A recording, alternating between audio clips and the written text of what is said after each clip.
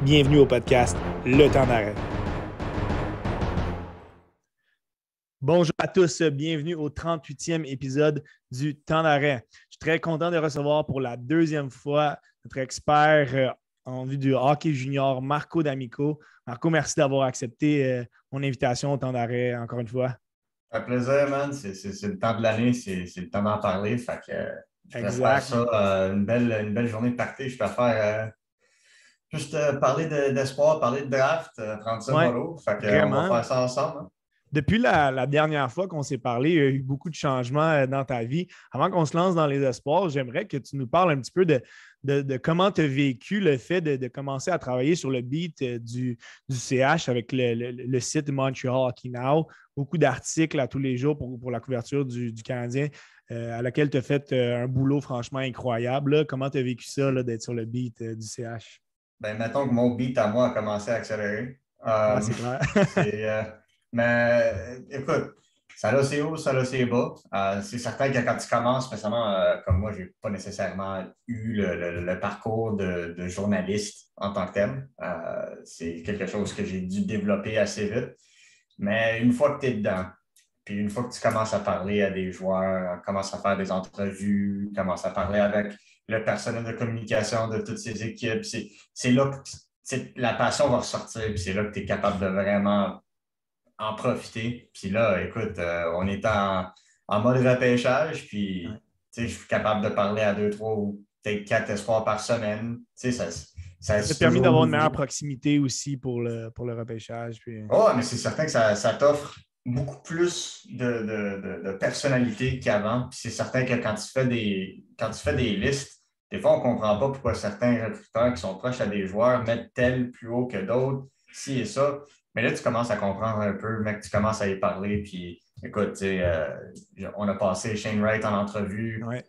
Avant quand cet épisode-là va sortir, on risque d'avoir sorti notre entrevue avec Logan Cooley aussi. OK. Donc, tu sais, ça roule, c'est au quotidien, puis c'est certain que c'est le fun. Puis ça permet de pouvoir donner du meilleur contenu, spécialement pour le repêchage. Puis on verra la suite cet été et pour la saison prochaine avec un Canadien qui risque d'être beaucoup plus jeune que celui qu'on a vu l'année passée. Vraiment. Pour ceux qui n'ont pas eu la chance de consulter les articles, le Montreal Hockey Now va, je pense, tranquillement devenir une référence en vue de couverture anglophone et même francophone aussi. Là. Je pense que toute langue confondue, c'est vraiment de l'excellent boulot que vous y faites. Avant de se lancer un petit peu dans l'exercice du mock draft, hein, tu as lancé ta liste de préférences dans les dernières semaines. Ouais. Quelques changements par rapport à ton propre mock draft. Donc, tu es allé avec les prédictions que chaque équipe pourrait faire. Donc, quelques petites variations par rapport à ta liste à toi. J'aimerais, avant qu'on se lance là-dedans, que tu nous parles du programme de développement américain des moins de 18 ans. On sait qu'après année, il y a des joueurs fantastiques qui sortent de ce programme-là. Cette année, c'est assez fascinant de voir la quantité d'espoirs de qualité qui pourraient et risquent de sortir en première ronde. On parle évidemment de Cooley, de Cutter Gauthier, Frank Nazar, Zach Howard, Jimmy Snuggerud, McGrarty, Chesley, Hudson, Casey. Hey, ça n'arrête pas, là. C'est assez C'est une longue fantastique. liste, hein? Je pense que de ce que je me souviens, je pense que c'est la première fois qu'il y a autant de profondeur qui provient du programme. C'est La fantastique. deuxième. C'est la deuxième. 2019 était la première, puis je te dirais que 2000, ça commence à se ressembler. Ça commence. Peut-être, je donnerais une petite poussée de plus vers 2019 parce qu'il y avait plus de joueurs. Tu sais, tu avais Jack Hughes Ouais. premier, puis après ça, tu sors du Trevor Zegras, Alex Turcotte, on va voir ce que ça donne avec lui. Mais après ça, c'est Spencer Knight, Matt Boldy, Cole Caulfield. Tu sais, la Ouais. liste continue et continue. Tandis que cette année, il risque d'en avoir peut-être 8 dans le top 40.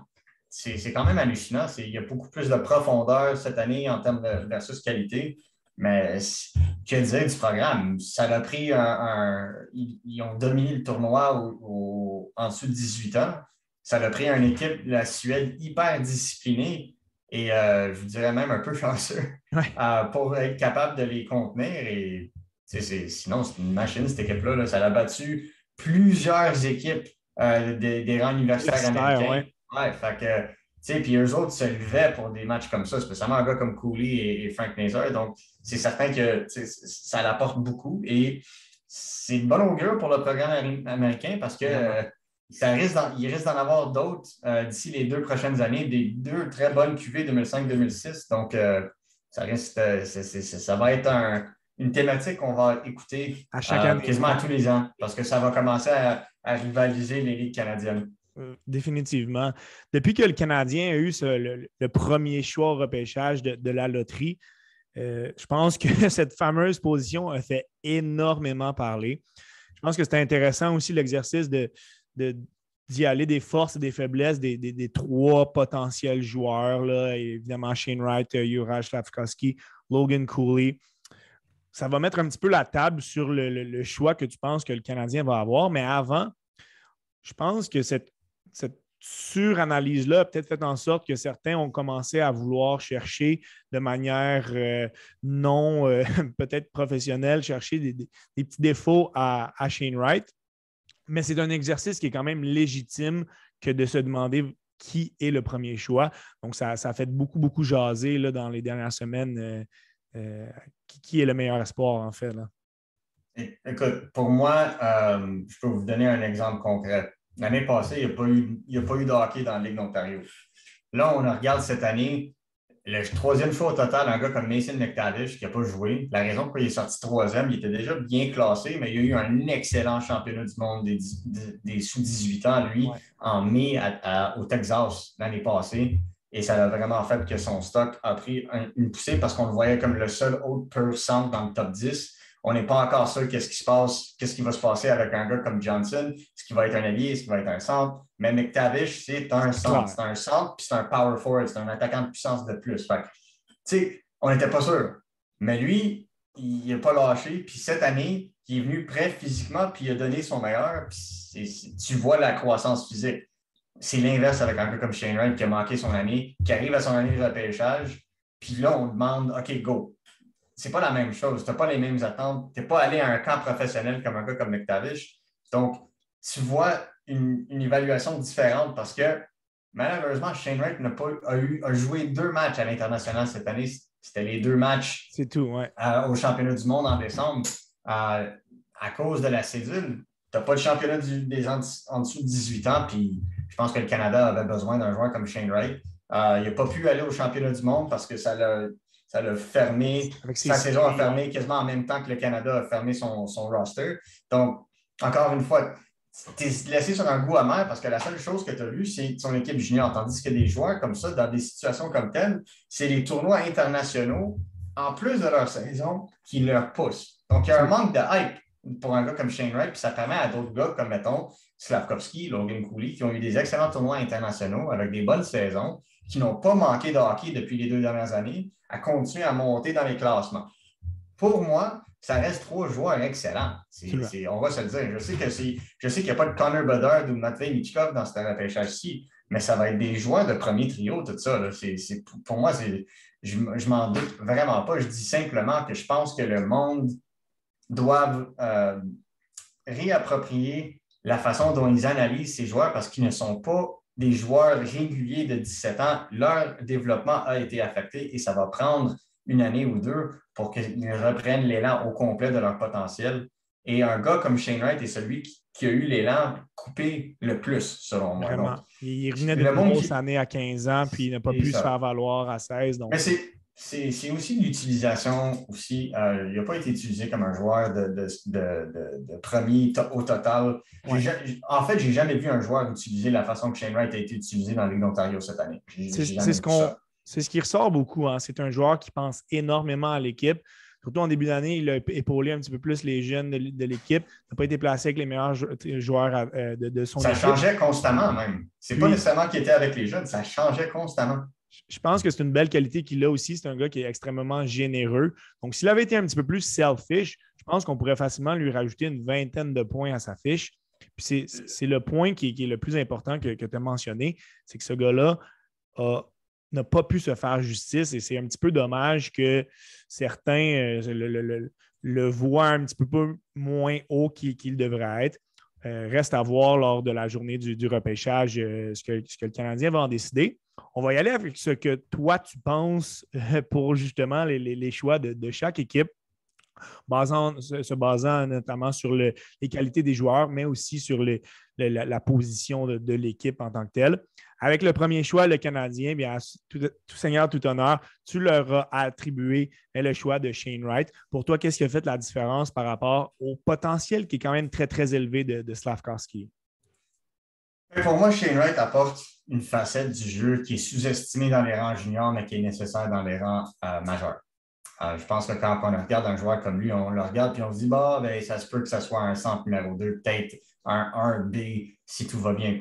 Je ne suis pas du même avis, pas en tout, parce que c'est un joueur qui joue dans une structure et qui prend avantage d'une structure parce qu'il pense la game tellement vite que quand tu arrives pour faire un jeu dans la Ligue nationale, c'est beaucoup plus prévisible en tant que tel. Puis c'est le monde qui sont non prévisibles, qui sont capables de faire des buts. Lui est une personne qui attend le joueur non prévisible.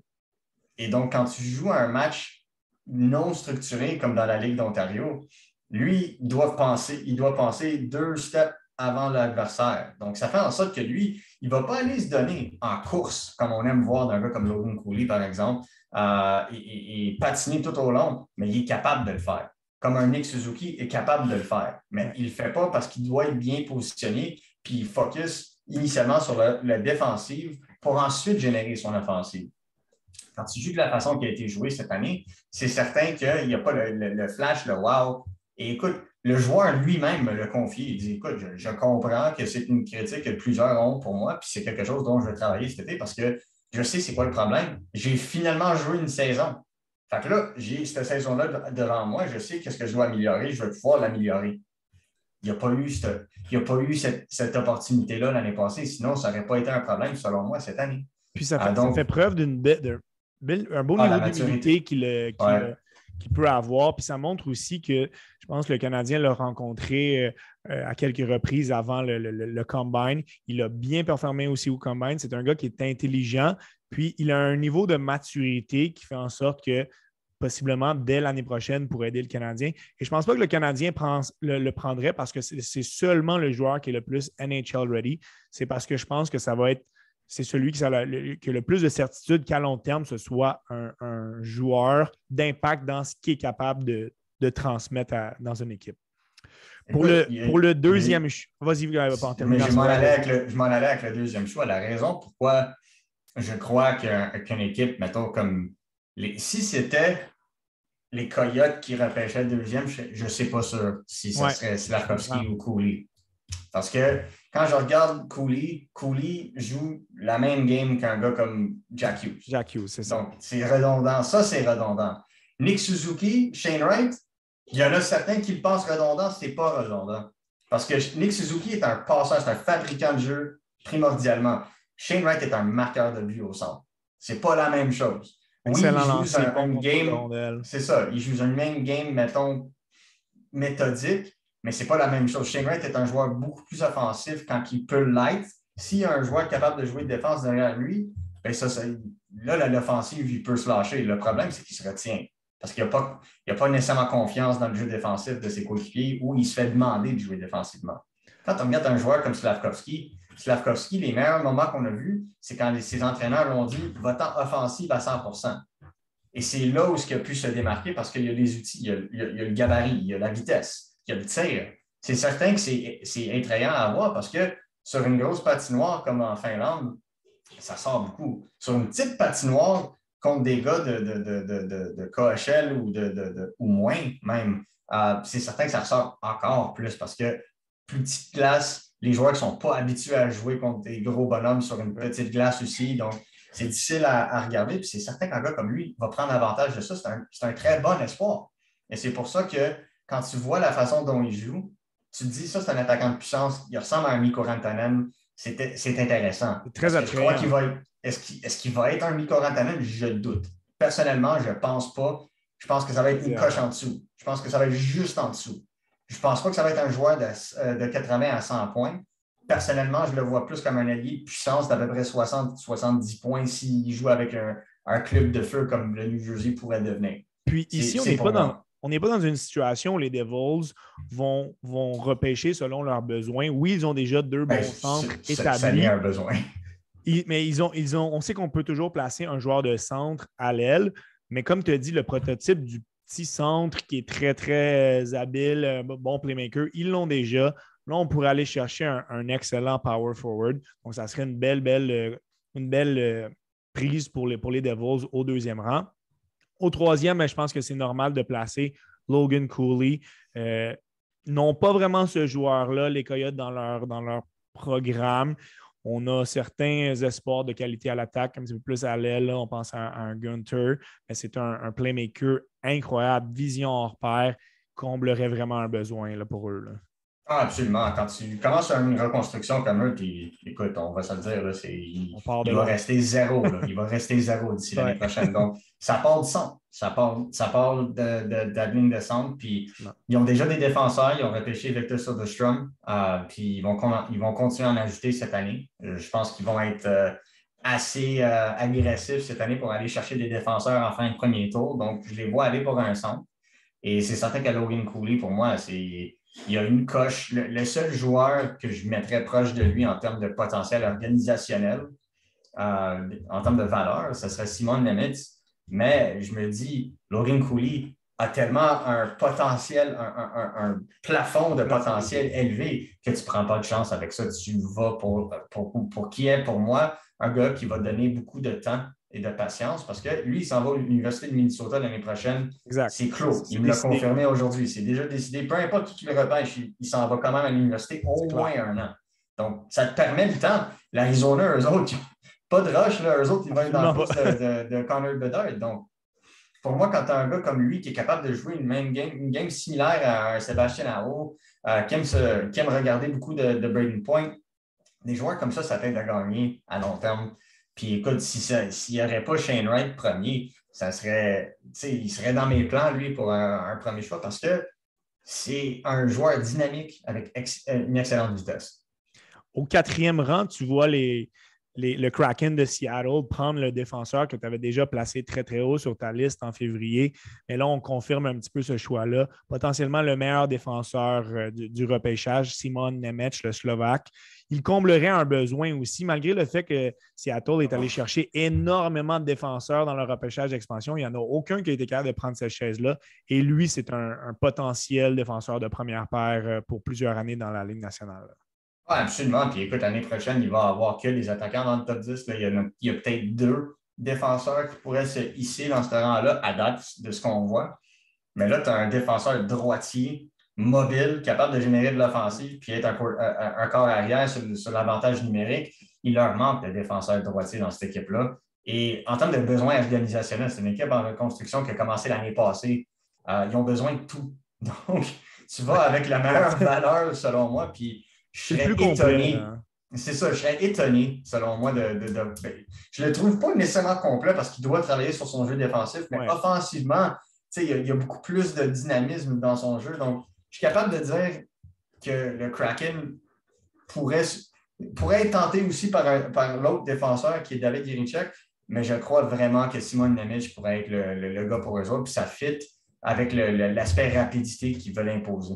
Ce qui est intéressant dans son jeu, c'est que sans être le plus doué physiquement, sans être le plus imposant, il est un défenseur élite dans le rush, en confrontation pour sortir la rondelle. Il joue d'un excellent bâton. Là. Donc, je pense que ça rajoute un élément intéressant dans son jeu. En 5e position, mais là, c'est un joueur qui... tu y vas selon le fit, selon ce que l'équipe pourrait aimer en ce joueur-là. C'est un gars qui a extrêmement monté depuis le classement de février. Je pense que sur ta liste, il est un petit peu plus bas aussi, sur ta liste personnelle. Tu vois les Flyers repêcher le centre où on sait qu'il y a plusieurs équipes qui voudraient le voir au centre. Dans le rang américain, on l'a placé à l'aile gauche. Mais Cutter Gauthier, ce gros power forward, pourrait être une prise intéressante pour les Flyers. Ben écoute, tu sais qui d'autre qui joue à l'aile dans le programme américain? Trevor Zegras. C'est un centre aujourd'hui. Voilà. Il y a tellement de bons joueurs que tu n'as pas le choix. Tu avais Frank Nazar, 2e centre, puis tu avais Cooley du premier centre. Fait qu'est-ce que tu vas faire? Mettre un gars comme Cutter Gauthier sur le troisième trio au centre? Non, tu vas le mettre à l'aile, puis tu vas le faire jouer avec un bon trio. Puis c'est ça que le programme américain avait genre 5 centres naturels, Exact. puis 3 ont dû être mutés à l'aile. Donc, on est dans le même bateau quasiment partout. Et pour moi, quand je regarde un gars comme Cutter Gauthier, c'est un gars qui génère un nombre excessif de tirs vers le filet. C'est un gars qui est capable de se diriger vers le filet, qui tire de n'importe où, qui est capable de brasser la cabane. Pour moi, c'est un flyer. Puis je le regarde jouer, puis la première chose que je me suis dit, là, c'est oh boy, si les Flyers reculent au 5e rang avant la loterie, Cutter Gauthier, un fit parfait. ça me sonne parce que avant ça, tu avais peut-être un gars comme Connor Geeky, mais je trouve qu'il n'a pas assez amélioré son jeu, tandis que Cutter Gauthier a connu une fin de saison vraiment excellente et ses U18 étaient bonnes aussi. Donc, j'ai commencé à me questionner un peu, puis j'en ai parlé avec certains recruteurs qui disent écoute, il est très bien élevé dans les listes de plusieurs parce qu'il voit un gros boost de potentiel dans son jeu s'il va jouer au centre. Et là, ça donne qu'il s'en va à l'université l'année prochaine et il va jouer au centre. Ouais. Donc là, un club qui le regarde, un power forward, un attaquant de puissance comme lui qui va jouer à l'aile, c'est intéressant, mais un centre comme lui qui joue comme ça, ben là, attention, là, c'est très intéressant parce que des centres de puissance avec rapidité, il y en a peu dans cette ligue. L'année prochaine, il y en a un qui va se faire probablement repêcher dans le top 3, Adam Fantilli. Des gars comme ça sont très rares. Donc, je vois les Flyers prendre la chance parce que, un, ça leur prend des centres, puis deux, ça leur prend des gars avec du gabarit parce que là, ça commence à se faire petit. Puis ça vient de Chuck Fletcher. C'est pas tes mots. C'est ça, il y a d'autres options. La seule petite inquiétude dans son cas, et je pense que ça s'explique par le niveau de talent qu'il y avait dans le programme américain, c'est qu'à certaines reprises, on pouvait le voir un petit peu plus absent certains soirs. Je pense qu'avec l'équipe qu'il avait, naturellement, c'est peut-être normal un petit peu qu'il avait de la difficulté à être à 100% à tous les soirs. Je pense que ce n'est pas un risque qui pourrait se transposer dans son cas dans la Ligue nationale. Donc, je pense que les Flyers seraient très, très gagnants d'avoir un gars comme Cutter Gauthier. En 6e, avec le choix des Blackhawks, on ne reviendra pas trop sur cette transaction, mais les Blue Jackets, avec l'échange de Seth Jones, ont mis la main sur le 6e choix au total.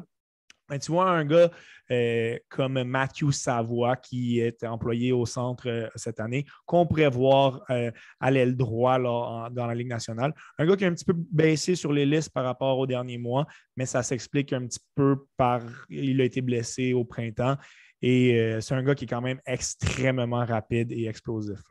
Absolument. Puis écoute, à Winnipeg, il était blessé durant les séries. Puis Winnipeg a joué des très bonnes séries. Puis ils ont juste frappé un mur qui s'appelle les Oil Kings d'Edmonton. Tu as eu Geeky qui s'est fait donner le rôle de premier centre dans cette équipe-là, qui a joué avec un futur choix de top 10 2023, Zachary Benson, qui était le meilleur joueur de Winnipeg. Et il n'y a pas eu beaucoup d'offensives qui s'est donné. Tandis qu'on a muté Savoie à l'aile. Et il a quand même produit en étant blessé dans les séries. Donc, pour moi, c'était très indicatif. Ce gars-là, mon seul hic, il serait plus haut sur ma liste. Le seul hic, c'est que j'ai juste peur que son corps ne suit pas à long terme son talent. Et c'est pas parce que je crois qu'il est faible, c'est un gars qui est hyper en shape. Quand je lui ai parlé, là, il m'a expliqué qu'est-ce qu'il fait comme entraînement, puis je pense que je serais mort. C'est un gars qui connaît ses faiblesses physiques, puis qui s'entraîne, puis qui est vraiment très fort dans son corps. Donc, j'ai pas peur pour lui. C'est juste la malchance, ça arrive. On le voit tous les jours dans la Ligue nationale. Donc, il y a un plus gros risque, mais son plafond est très élevé. On voit un potentiel très intéressant avec un Kent Johnson. Ça pourrait être deux attaquants très, très importants dans le futur des Blue Jackets. Ou il pourrait jouer avec un Cole Sillinger, vu que Sillinger étant plus costaud pour lui faire de la place. Mais là, tu apportes un gars comme Savoie, tu le mets sur l'aile droite, puis là, ça devient intéressant. Vraiment, les Blue Jackets qui sont vraiment en bonne main à ce niveau-là Pour le 7e choix, ça va être intéressant que tu nous amènes ton explication. Tu places le défenseur David Jiricek avec les Sénateurs. Puis honnêtement, on est tous au courant à quel point Jiricek, c'est un bon joueur. On se dit un autre défenseur avec Ottawa, ça pourrait être un petit peu étonnant. Est-ce que tu penses que Ottawa irait simplement avec, selon eux, c'est le meilleur joueur disponible à ce rang-là, ou il y aurait vraiment un besoin parce qu'on sait que le potentiel de Jiricek, ça peut être comme un corps arrière, un premier power play, ce qu'ils ont actuellement en Thomas Chabot. C'est vraiment pour le joueur, selon toi, là? Moi, je pense que c'est pour le joueur 1. 2, je pense que ce choix-là va être transigé. Là. Je vais être franc avec vous. Là. Je C'est intéressant. suis même pas surpris parce que la façon qu'ils ont repêché le 10e choix l'année passée, je me dis, ils s'en foutent. Rendu à ce point-ci d'un choix top 10, ils veulent juste commencer à avancer. Ouais. Donc, tu vas pour la valeur sûre parce qu'un jour, ça se peut que tu transiges ce joueur-là. Donc, si tu ne transiges pas le choix, mais un jour, peut-être, tu vas transiger un des échecs. Mais sinon, Lassie Thompson, Bernard Ducker, c'est pas le talent. Pas des valeurs sûres. Donc, tu parles de mettre un. Ils sont dans la Ligue nationale, mais moi, je ne pense pas qu'ils ont le potentiel de David Jiricek. Je crois que David Jiricek pourrait éventuellement, si Thomas Chabot, on décide que ça va être l'équipe de Jake Sanderson un jour, bien, Sanderson, Jiricek comme première paire, aïe, aïe. Donc, c'est excellent. Ils sont déjà bombés en attaque. Ils ont déjà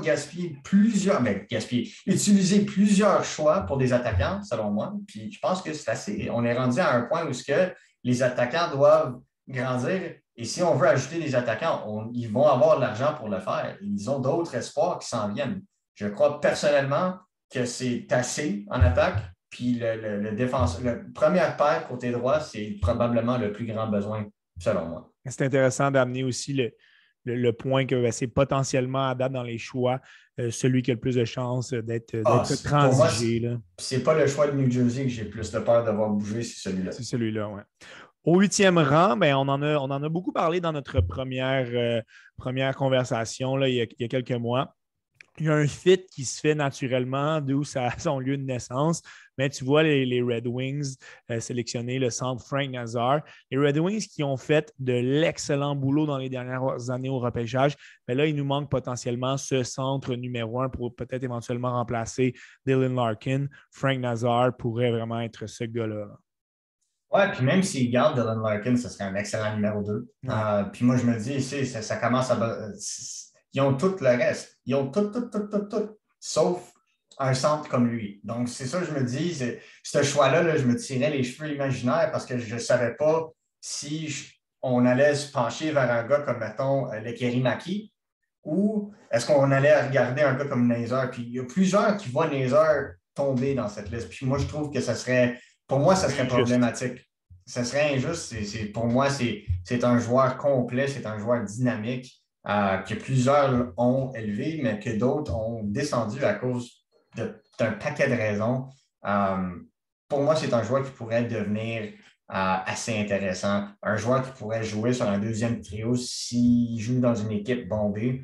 Sinon, qui pourrait être challengé pour un premier trio dans la Ligue nationale. Puis, on l'a dit, Détroit a besoin de centre. Détroit a besoin de centre. Puis, la dernière fois que Détroit avait besoin d'un centre, ils sont allés chercher un centre dans leur cours qui s'en allait à l'Université du Michigan. Beaucoup de similitudes. Ça se ressemble beaucoup et je sais que c'est le genre de joueur qu'aime Yzerman, que lui a repêché un joueur un peu similaire en style en Braden Point. Vraiment, c'est vrai. Au 9e rang, tu viens d'en parler.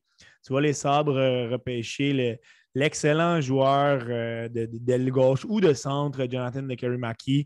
Ça, c'en est un qui a vraiment, vraiment monté sur les listes depuis plusieurs mois. C'est un gars qui possède pas mal tous les outils nécessaires pour être dominant offensivement dans le futur. C'est un excellent marqueur de but. Il est très bon à protéger la rondelle. Ses statistiques sont impressionnantes, mais je ne me fie pas trop à ça parce que ses statistiques ressemblent beaucoup à ceux de Alex Holtz, des Devils et Lucas Raymond de Détroit dans leurs années de repêchage, mais je me dis simplement, c'est comment qu'ils jouent. Puis la façon qu'ils jouent est intelligente. Je ne dis pas que Raymond et Holtz ne sont pas intelligents. Je dis juste la façon que lui il joue, c'est moins dynamique, plus efficace. Et c'est ça que j'aime de lui. Hockey IQ très élevé dans son cas. Exactement. Puis il est capable d'utiliser ses coéquipiers comme vraiment bien. Je le vois plus comme un allié, vu la façon qu'il aime être un tireur avant tout. Et il possède une capacité de tir incroyable. Que ce soit un tir sur réception, que ce soit un tir des poignets, que ce soit simplement un petit tir. Il est capable de trouver la voie pour vraiment arriver au filet. Et que si son tir ne rentre pas, c'est bien correct, mais ça génère quasiment tout le temps des retours de lancer. Donc, pour moi, c'est une machine à créer de l'offensive, puis je trouve ça intéressant. Peut-être avoir un club comme les Sabres qui ont assez repêché en termes d'attaquants, c'est là qu'ils ont besoin des marqueurs de but. Exactement, ils ont besoin de cet attaquant dynamique qui va vraiment trouver les bonnes voies parce qu'on est vraiment équipé pour la finition autour. Là. Mais si les Karimaki se trouvent hors du top 10, je ferai attention au CH. Il pourrait monter. Ouais, ça pourrait être un gars qui est très, très intéressant pour le CH. Ça pourrait valoir la peine de monter pour faire son acquisition. Au 10e rang, un gars qui a baissé un petit peu, puis ça s'explique un petit peu avec sa deuxième moitié de saison un petit peu plus difficile. Tu vois les Ducks sélectionner l'ailier gauche, Joachim Kemel. L'ailier droit, l'ailier droit, Joachim Kemel. Ça pourrait être un complément très, très intéressant pour Trevor Zegras. Ça reste que c'est un gars qui est très, très incisif. Il a un style agressif, peut marquer des buts de plusieurs manières, des mains très, très rapides, mais il doit vraiment améliorer son efficacité et sa prise de décision autour du but. Là. Lui, je pense qu'il a juste besoin d'un gars pour le faire de la place. Puis c'est pour ça que je ne sais pas nécessairement s'il va jouer avec un gars comme Zegras. Je pense que le centre idéal pour lui, ce serait un gars comme Mason McTavish, qui est pour moi un bulldozer. Là. Ce gars-là, c'est comme une boule de quai. C'est incroyable. Donc, pour voir un gars comme Kemel, c'est exactement. Si tu fais Kemel de la place, mais c'est là qu'il va être dangereux. C'est là qu'il va être capable de décocher ses tirs. Puis c'est un des meilleurs tirs. Là. Entre lui et un gars comme le Karimaki, c'est deux des meilleurs tireurs du repêchage. Et c'est à ce moment-là où tu commences à voir les alliés sortir dans le repêchage, le 8, 9, 10. Si tu as une bonne cuvée de centre, c'est là que tu commences à voir les alliés. Mais en février, on parlait de son pourcentage de tirs réussis, de buts par rapport à son nombre de tirs. C'était très, très élevé. Donc, je pense que c'était juste normal que ça redescende. Parce que ce chiffre-là était vraiment trop élevé. Là. Il y a eu des blessures, il y a eu tout plein de problèmes avec son utilisation aussi. Ça l'a baissé un peu parce qu'on l'utilisait quasiment 16-17 minutes par match. Même Slavkovski ne jouait pas 16 minutes par match. Donc, c'est certain qu'avoir une moyenne comme ça dès le début de la saison, c'est rare dans la Liga. Et les gros joueurs qui ont fait beaucoup d'offensives dans cette Ligue-là ont joué ce genre de minutes. Mais lui, il n'a pas pu suivre la cadence. Puis il a avoué, la pression lui a affecté. C'est pour ça que quand tu vois des choses comme ça, tu te dis, lui, il a besoin d'aller dans un marché tranquillos. Puis Anaheim, c'est très tranquille. Vraiment. Au 11e rang, les Sharks pourraient tenter de sélectionner le joueur de centre Marco Casper. Wow. Lui qui... les Sharks sont allés chercher un besoin l'année passée avec William Eklund. Là, on en comblerait un autre au centre. C'est un gars qui est très, très efficace dans les 3 zones de jeu. Son stock value est vraiment en hausse là, depuis les différents championnats internationaux. Sans trop y aller en détail dans son cas, c'est un gars qu'on est assuré qu'il va être efficace dans la NHL. Oui, absolument. Moi, je pense que ça va être un centre top 6, sinon au pire des pairs top 9, le troisième trio, mais d'élite. Pour moi, c'est un autre type de genre bulldozer, un gars qui dérange, qui est partout, qui est bon en transition, qui protège très bien la rondelle, un excellent gabarit. Vraiment, je ne le voyais pas venir en début de saison. Puis là, j'ai dû donner un peu plus d'attention en novembre parce que c'est assez incroyable qu'est-ce qu'il fait comme joueur. Puis en plus, il vient de l'Autriche. Il arrive dans la Ligue de Suède et il se tient contre des joueurs physiques. Il joue un style. Il jouait beaucoup de minutes. Beaucoup. Et on lui confiait des responsabilités défensives assez accrues. Et ce gars-là, dans une ligue qui est plutôt périphérique, fonce au filet. N'a pas peur d'aller au filet. La grande majorité de ses buts se passent à côté du filet, à côté du cercle bleu, et on parle de déviation, de petits poke check, de bataille devant le filet. Donc, c'était très intéressant, puis ça fit le style des Sharks. Donc, pour moi, tu as déjà Thomas Hertel signé jusqu'en 2038. C'est un bon 8 ans. Là. Donc, tu as un gars comme Casper qui est capable de se hisser dans l'alignement. Je trouve que c'est un fit. Columbus, avec son deuxième choix, le 12e au total, pourrait être tenté de vouloir sélectionner un défenseur. Mais là, on en a quelques-uns qui viennent en tête, là, Pavel Mintyukov, Danton Mateychuk. Tu es plus allé vers un gars comme Kevin Korchinski, qui lui aussi monte vraiment là, depuis quelques mois. Un gars qui bouge extrêmement bien la rondelle, une belle vision de jeu, bon dans les 3 zones. Pas le meilleur instinct offensif pur, mais un gars efficace, là, vraiment. Très efficace, puis c'était un des meilleurs marqueurs en termes de points pour des défenseurs dans la Ligue beaucoup de l'Ouest. Et ça, à 18 ans, il a battu du monde qui ont 19, 20, 21. Là, c'est quand même intéressant. Ce que je trouve qui est le fun avec lui, c'est qu'il est capable de jouer physique aussi. C'est un joueur qui est fiable dans sa zone. C'est certain que là, il est en train de... dans les séries, il est en finale avec les Seattle Thunderbirds. Bon, c'est ça, c'est juste ces finales où on commence à avoir un peu de difficulté, mais c'est là où il se fait overload par les attaquants de puissance qui est comme Jake Neighbors. Ils sont de grande qualité. Là. C'est ça. Donc, c'est là où ce que tu vois où il va apprendre parce que c'est ce genre de choses-là qui va faire en sorte qu'il va vraiment prendre son élan. Je pense que quand on regarde un gars comme Korchinski, c'est des défenseurs de type rare qui n'arrive pas très souvent et je sais qu'il y a beaucoup d'intérêt envers lui. Donc, il fait partie de ce deuxième tiers de type de défenseur avec les Mateychuk, les Mintyukov, etc. Mais pour moi, c'est un joueur, spécialement quand tu es en reconstruction, tu n'as pas grand futur à gauche. Tu es allé chercher du futur à droite avec l'échange. Tu es allé chercher Boquist. Mais là, tu vas aller chercher un peu de renfort. Je sais que tu as Gavrikov, mais là, tu vas aller chercher un autre en termes de renfort. Ça va être intéressant aussi de voir sa progression. C'est un gars qui a commencé un petit peu plus tranquillement en début de saison, a vraiment explosé dans les derniers matchs de la saison. Le 13e choix, c'était un que j'avais hâte que tu nous expliques un petit peu plus en détail. C'est le choix des Islanders. Tu vois le joueur d'attaque polarisant, Brad Lambert, être sélectionné par l'équipe de son oncle. Hein. On sait que maintenant, l'équipe est dirigée par Lane Lambert. Il y a beaucoup de gens qui voient Lambert potentiellement baisser un petit peu plus. Pourquoi est-ce que tu penses que les Islanders ne peuvent pas passer après lui? Là? Les Islanders sont un club, je ne te dirais pas un country club, mais c'est un club qui est prévisible. Lou Lamoriello est 2 types de personnes. Des fois, il peut être totalement out of the box, puis soudainement, il congédie tous ses coachs pour absolument aucune raison. Ouais. Mais d'autres fois, c'est tellement prévisible que tu le vois venir de loin. Ouais. Et un gars comme Brad Lambert, premièrement, son oncle est l'entraîneur-chef du club. C'est ça. 1. 2, les Islanders n'ont pas peur d'aller chercher ces joueurs que le consensus n'est pas nécessairement très high dessus. On l'a vu l'année passée avec Aatu Ratti. Il glissait à pu finir et les Islanders, avec leur premier choix dans le repêchage qui était en 2e ronde, se sont immédiatement lancés sur lui.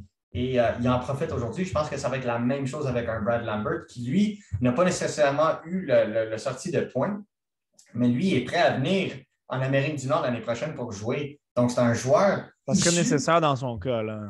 Mais il pourrait le faire jouer dans la Ligue américaine. Exactement. C'est ça la différence. Il n'est pas sous contrat avec aucune équipe de la Ligue canadienne. Donc mais il sort d'une Ligue européenne, donc il est libre de venir jouer dans la Ligue américaine s'ils veulent. Sinon, ses droits sont dans la Ligue de l'Ouest. En 14e rang, le temps file. Là, on va y aller un petit peu plus rapidement avec certains noms. Tu vois Connor Geekie être repêché par l'équipe de sa ville. C'est là qu'il joue au hockey pour être un bon fit pour éventuellement remplacer un Mark Scheifele à long terme.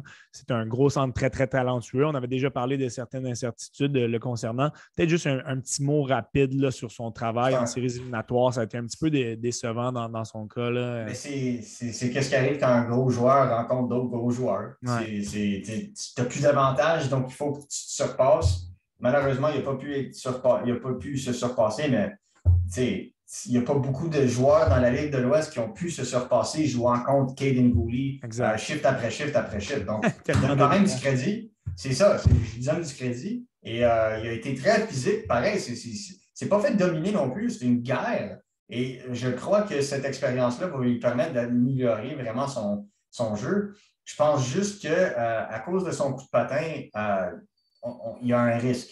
Mais il m'a confié que c'est quelque chose qui va travailler assez direct cet été. Oui. Et on risque de voir qu'est-ce que ça va donner. Mais il joue un style très Winnipeg, selon moi. Et c'est un club qui n'est pas nécessairement le plus rapide. C'est les alliés qui sont plus rapides. Les centres, c'est dans la moyenne, je te dirais. Donc, pour moi, ça fit le bill. Puis, écoute, c'est un choix facile à faire pour les Jets parce qu'ils ont besoin de centre. Je vais défiler un petit peu plus rapidement pour les prochains, puis m'arrêter sur certains joueurs un petit peu plus intéressants. Tu vas à Vancouver prendre le défenseur russe Pavel Mintyukov pour être un bon complément à Quinn Hughes dans le futur. Buffalo, avec son deuxième choix, pourrait tenter d'aller chercher un joueur très efficace comme Liam Öhgren, le Suédois, donc un joueur très, très complet en attaque. Nashville, au 17e rang, pourrait aller sélectionner l'ailier droit Danila Yurov, le Russe. C'est un genre d'attaquant qu'on voit de nouveau genre russe, là, efficace en relance, très, très dangereux en zone offensive. 18e rang, Dallas pourrait sélectionner le défenseur Danton Mateychuk. Ils ont besoin d'un meneur de jeu offensif pour compléter Miro Heiskanen et Mateychuk. Vraiment beaucoup de force offensive. Je vais m'arrêter au 19e rang avec les Kings de Los Angeles qui ont une tonne d'espoir de qualité, peuvent se permettre d'aller chercher un gars qui pourrait être un petit peu plus high risk, high reward. On sait que ses problèmes de santé sont derrière lui, mais Ivan Miroshnichenko, le Russe, qui, il y a un an, était vraiment dans les sommets du classement, pourrait être tout un ajout pour les Kings. Ah, absolument. Puis écoute, ils sont capables de prendre ce risque-là. Puis on a su la bonne nouvelle qui est lui, en rémission. En rémission, en train de travailler, puis s'entraîner, puis il entrevoit jouer le plus vite possible. Donc pour moi, ils peuvent se le permettre. Puis un joueur comme lui a un talent qui pourrait être un talent top 10 dans ce repêchage. Donc pour moi, un attaquant de puissance comme lui qui est capable de jouer la façon qu'il joue avec les qualités offensives qu'il a. Avoir l'opportunité de le repêcher à ce rang-là, c'est Pourquoi, facile. selon toi, est-ce qu'il ne sortirait pas un petit peu plus tôt? L'aspect russe en ce moment. Ouais. Il y a beaucoup d'incertitudes. Sinon, pour moi, Yurov aussi, je serais plus haut, selon moi. Mais ça fait en sorte que, malheureusement, ces joueurs-là vont dropper. Un gars comme Mintyukov, lui, n'a pas droppé parce qu'il est déjà au Canada. Il est déjà aux États-Unis, il a déjà sa visa. Donc, pas nécessairement un problème pour du travail, mais si ça s'empêche de l'autre côté, bien, ça peut compliquer la donne pour faire venir les joueurs. Déjà, on ne va pas laisser les joueurs russes et biélorusses faire partie du repêchage d'import de la Ligue canadienne. Canadienne, exact. On le voit déjà. Donc, il y a des questions à se poser. Au 20e rang, tu vois Washington prendre le Suédois Noah Östlund, un joueur très, très cérébral qui pourrait être un beau vent de fraîcheur pour l'attaque de Washington, qui est quand même vieillissante. 21e rang, parle-moi un petit peu de Isaac Howard, que tu vois être sélectionné par les Pingouins. Un jeune attaquant extrêmement rapide, très dynamique. Est-ce que, selon toi, il va être capable d'amener ce niveau d'explosion dans la Ligue nationale avec Pittsburgh? C'est certain que quand on regarde un gars comme lui, c'est un talent pur. C'est un marqueur de talent pur. C'est pour moi une coche en dessous de ce que Cole Caulfield était. Donc, c'est pas nécessairement le tireur, je te dirais, élite x2. Je mettrais qu'est-ce que Cole Caulfield a fait à 18 ans entre élite et générationnel quasiment, là, parce que ça ne s'est jamais fait avant. Michkov est peut-être un marqueur générationnel. Je mettrais Howard en dessous de ce que Caulfield est. C'est un marqueur élite.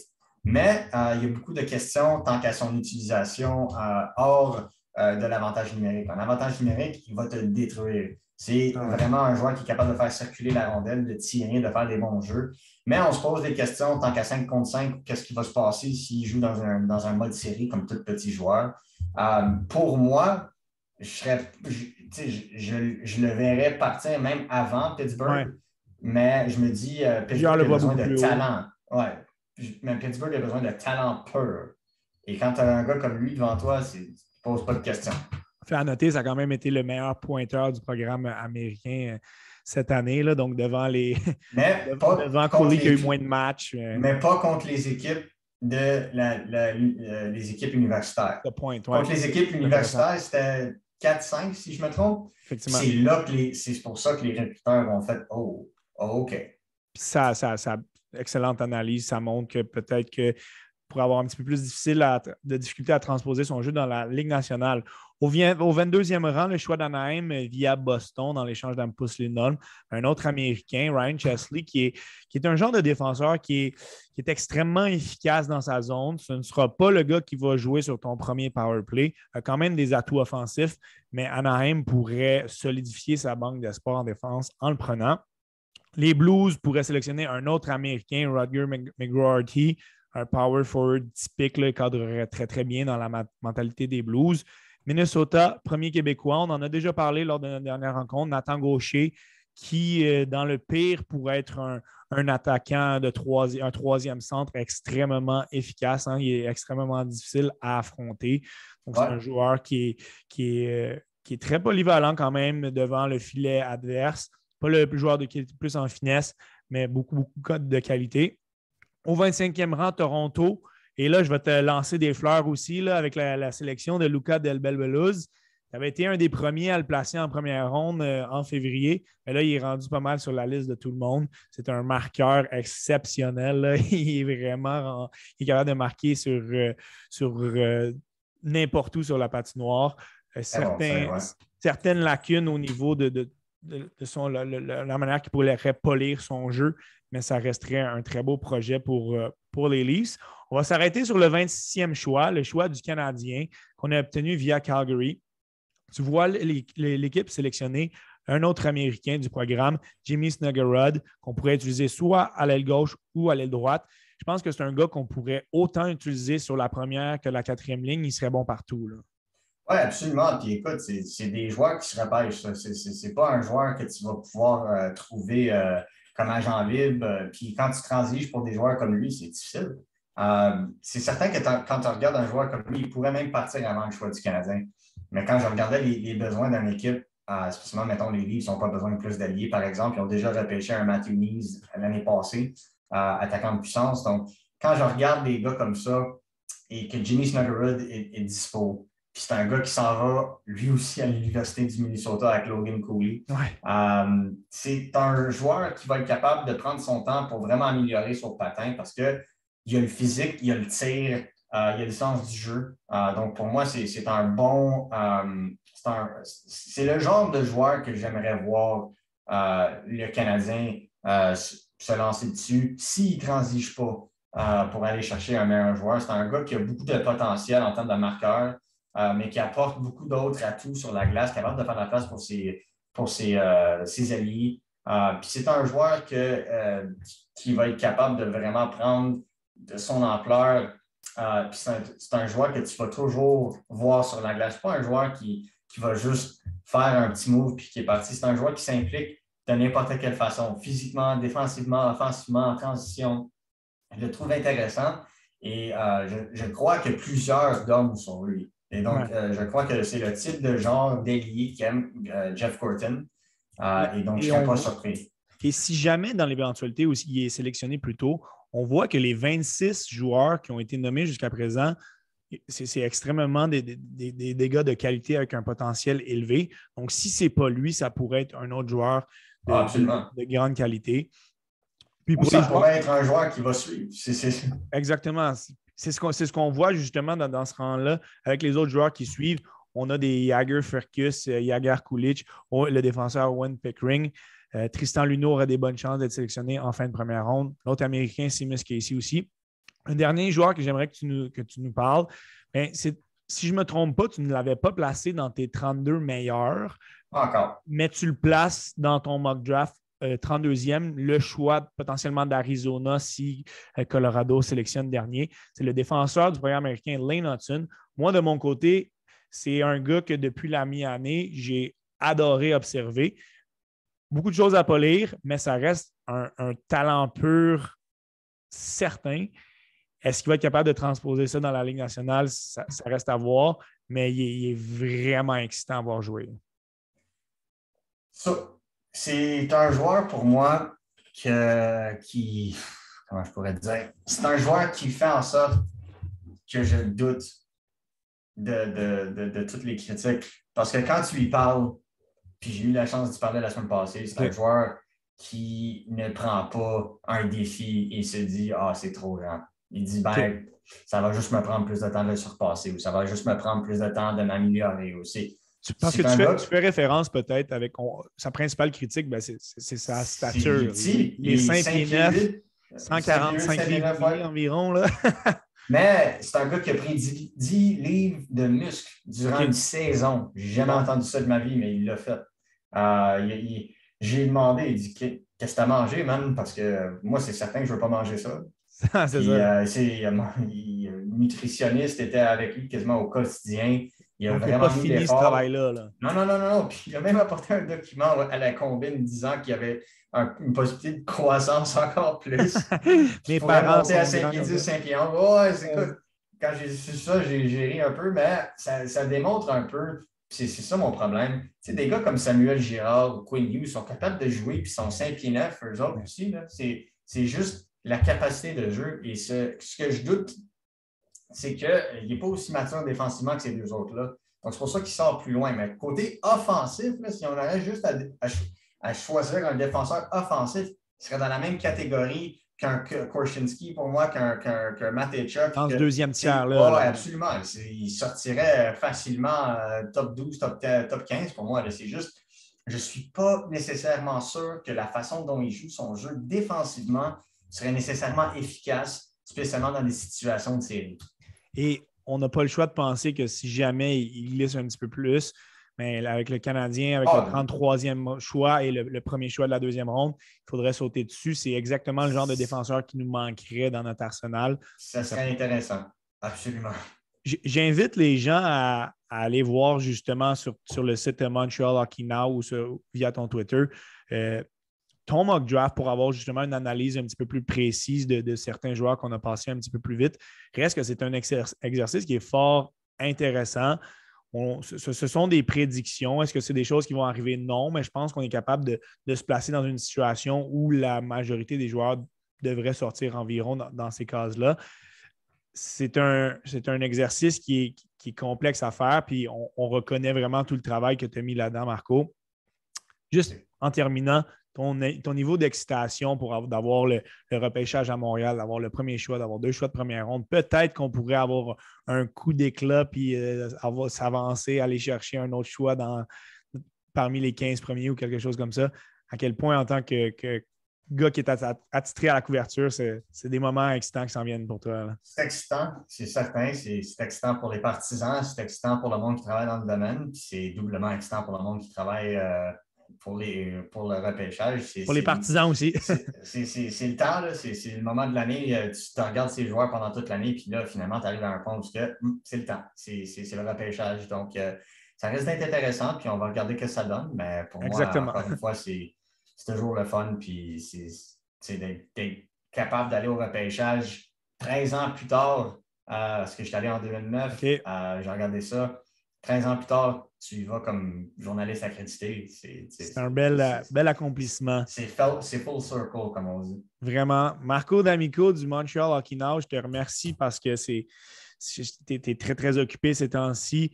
Puis, avoir ton expertise fait en sorte que les gens vont simplement être bien définis, bien placés pour le repêchage.